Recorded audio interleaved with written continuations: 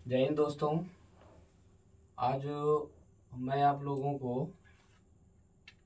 बहुत ही सरल चैप्टर जिसमें लोग अक्सर गलती कर देते हैं, तो आज चैप्टर हम आपको पढ़ाएंगे घातांक एवं करड़ी। जैसे बहुत से इम्पोर्टेंट सवाल हैं कि जो घातांक एवं करड़ी हैं जो अक्सर बच्चे गलती कर ही देते हैं।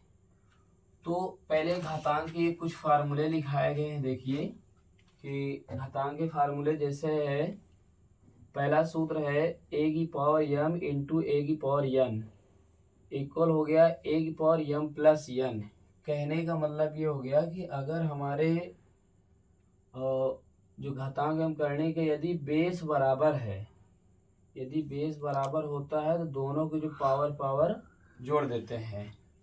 फिर गुणा में घातें जोड़ी जाती हैं। देखिए जैसे ए की पावर यम इंटू ए की पावर यन बराबर हो गया तुम्हारे ए की पावर यम प्लस एन। फिर दूसरा सूत्र है कि ए की पावर यम डिवाइड बाई ए की पावर यन बराबर हो गया ए की पावर यम माइनस यन। अगर बेस दोनों का बराबर है, उनकी पावर कुछ भी हो, तो भाग में हमेशा उसको घटाते हैं। अगर जैसे देखेंगे कि ए की पावर यम की होल पावर यन है, तो ये हो जाएगा बराबर ए की पावर यम इंटू यन।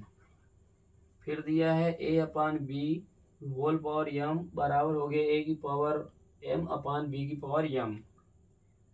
यदि पांचवें में जैसे ए अपान बी है कि होल पावर यम, मतलब उसकी जो यदि पावर माइनस में है तो जो फ्रैक्शन दिया रहता है जैसे तो बी अपान ए, वो जस्ट उल्टा हो जाएगा, तो उसकी पावर प्लस में हो जाएगी।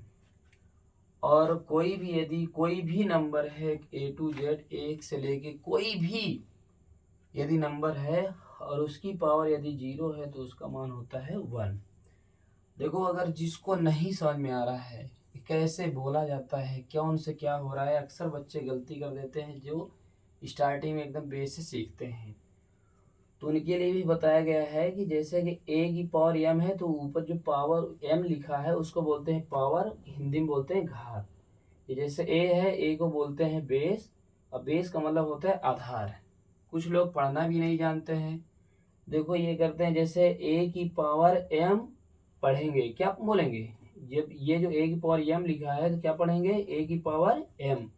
अगर टोटल इंग्लिश टू इंग्लिश बोलना है तो हम ये कर देते हैं A raise to power M, A raise to power M पढ़ेंगे। तो आइए एक एक सूत्र पर कुछ छोटे छोटे सवाल देखते हैं कैसे कैसे क्या किया जाता है। तो ध्यान से देखिएगा। देखिए पहले सूत्र पे अगर हम सवाल बता रहे हैं, जो पहला एकदम है सब क्लियर करा देंगे आज। जैसे ए की पावर एम है इंटू ए की पावर एन है, तो इसका मतलब हो गया ए की पावर एम प्लस एन। गौर से देखिएगा। अब इसमें कि देखिए दो सवाल दे रहे हैं, जैसे 2 की पावर 3 है इंटू 2 की पावर 4, तो दोनों को देखिए बेस बराबर है। अगर दोनों का बेस बराबर है तो सीधा सीधा जो इसकी पावर है 3 और 4 जुड़ के सीधा सीधा हो जाएगा 2 की पावर 7। यही आंसर हो गया, बस और कुछ नहीं करना है। अगर इसी तरीके से कह दिया जाए 3 की पावर 6 है इंटू 3 की पावर 4 हो गया, तो जब देखिए दोनों का बेस बराबर है तो सीधा सीधा पढ़ेंगे 3 की पावर हो गया 6 4 10। यही हमारा आंसर हो गया। एक और देख लेते हैं। अगर कोई कहता है 7 की पावर 4 इंटू 7 की पावर 7, तो अक्सर देख लो 7 की पावर 4 है, 7 की पावर 7 है, तो इसका मान आ जाएगा 7 की पावर 7 4 11। ये हमारा हो जाएगा। ठीक है, दो दो सूत्र है, हर सूत्र पर डिपेंड करता है। अगला देखिए सवाल जैसे दिया है हमारा, कहते हैं कि ए की पावर 5 है और इंटू ए की पावर -2 है। देखिए ये अगर इसमें कभी भी कह दें अगर दोनों का बेस बराबर है तो उसकी पावर अगर एक प्लस में है और एक माइनस में है तो हमेशा वो घटता है। हम चाहे जितना कंफ्यूज करने के लिए आप लोगों को बोल दें कि नहीं ये जुड़ेगा, तो इसका मान जो हो जाएगा a की पावर, इसका मतलब है 5 माइनस 3, तो ये बन जाएगा तुम्हारा a की पावर 2। ये ऐसे आ जाएगा। अब देखते हैं, देखिए इस पे अगर कभी कह दे जैसे कि अगर 5 की पावर 8 इंटू 5 पावर माइनस 2 हो गया। देखो अभी तक क्या शुरू में बताया गया था कि गुणा में हमेशा घातें जोड़ी जाती है, लेकिन ये चीज़ है अगर दोनों प्लस प्लस होगा तब जुड़ जाएगा, माइनस माइनस होगा तो जुड़ जाएगा।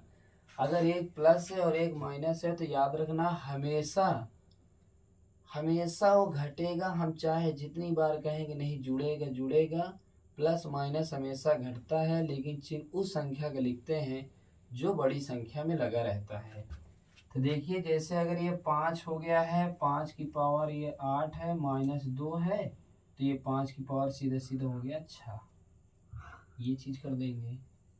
फिर इसी तरीके से क्लियर हुआ।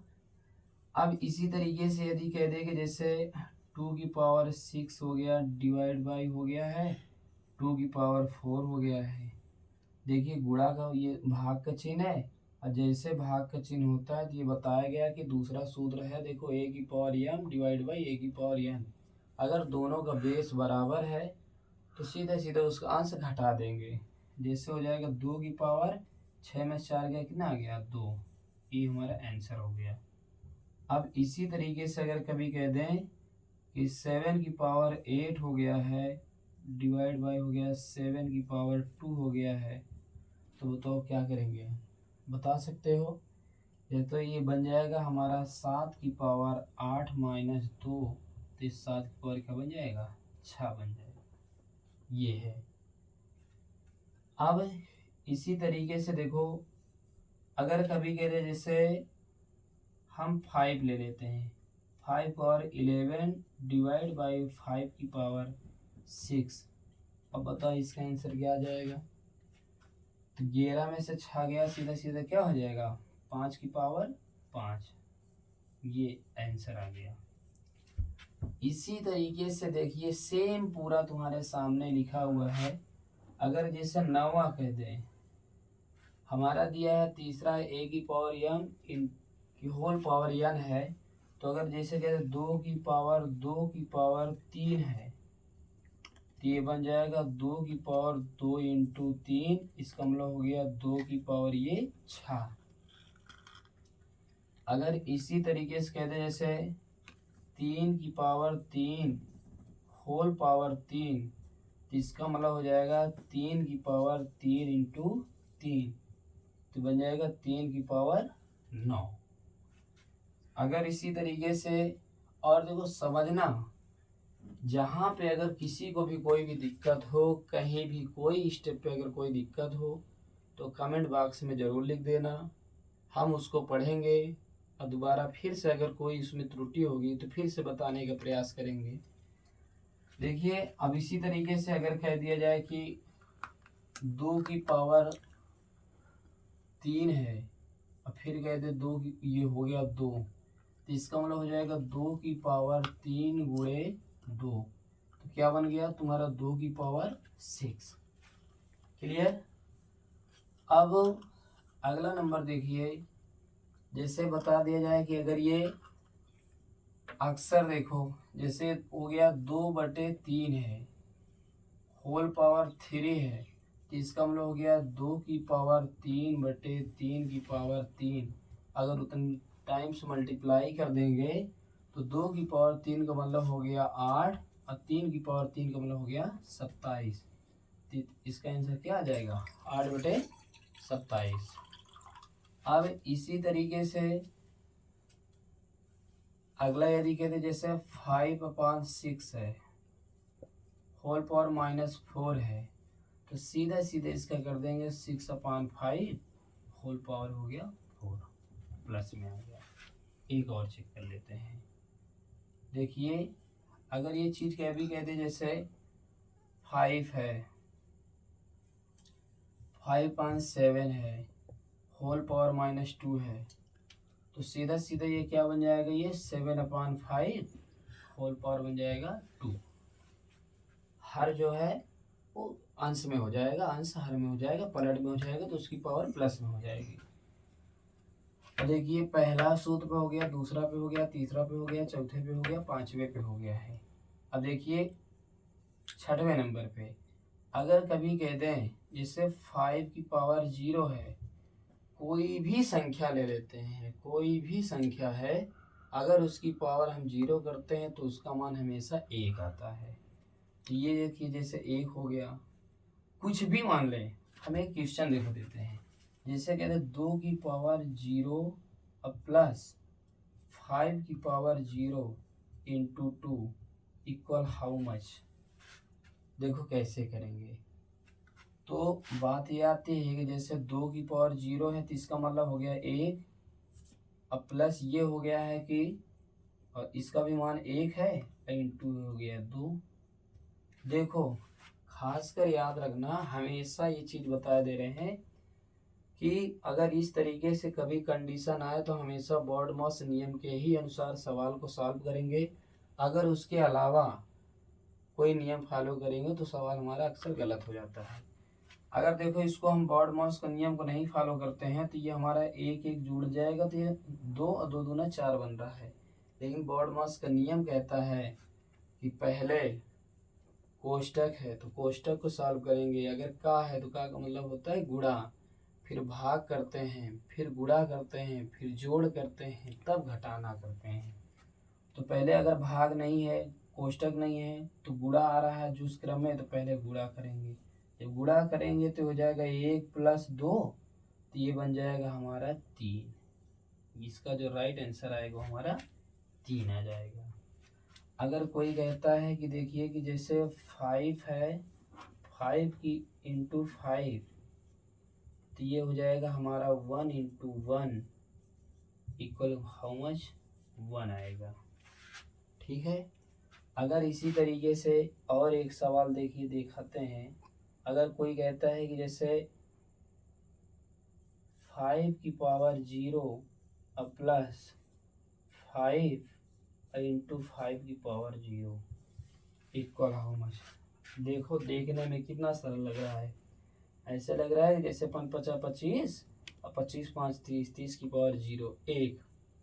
लेकिन देखो कैसे करेंगे, ये हमारा 5 की पावर 0 है तो इसका मतलब हो गया 1, और यहाँ पे हो गया देखिए प्लस है, ये 5 की पावर 0 का मतलब हो गया 1, तो ये हमारा 1 हो गया, प्लस 5 × 1 = 5, तो बराबर कितना हो गया 6 आंसर आ जाएगा इसका। ठीक है।